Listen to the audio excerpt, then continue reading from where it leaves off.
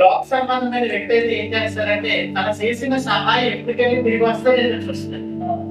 కానీ ఆత్మ సంబంధమైన క్రీస్తును అంగీకరించిన వ్యక్తి ఏం చేస్తారంటే చేసిన ప్రతి సహాయం ఎలాంటిదంటే ఒక విత్తనంతో సహా అది పరలోకం నుంచి దేవుని భోజనం అంతే విస్తారమైన పంటలాంటి మనం ఎంతైనా వదిలేస్తాం.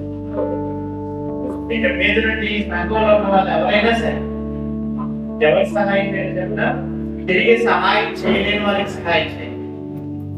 ఆదుకోవాల్సిన టైంలో ఆదుకోవాలి. ఎవరైనా ఏదైనా లేదని మీ దగ్గరికి వస్తాయి కానీ వాళ్ళ గురించి ఏదో ఏమి లేదంట వాళ్ళ ఇంట్లో ఈ స్థితిలో ఉన్నారంట అని మీతో చెప్పారు అనుకోండి. మీతో చెప్పారు అది నీ మనసులో పెట్టి నువ్వేం చేయాలి?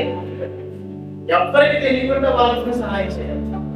వాళ్ళ స్థితిని కూడా దేవుడికి నీకు తప్ప ఎవరికి తెలియకూడదు.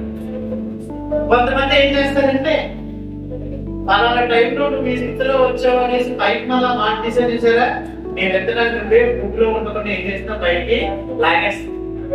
వెంటనే భూమిలో ఉంటేనే పరిస్థితి. నువ్వు చేసిన ఏ సహాయంగా రహస్యంగా చేయాలి. కానీ అది నీ నోట్లో బయటకు వచ్చిందా నీ ఫలం పోదు. హల్లెలూయా. చేసిన సహాయాన్ని ఎవరితోనే చెప్పదు. అనవసరంగా చేసిన సహాయాన్ని ఎవరితోనే చెప్పదు.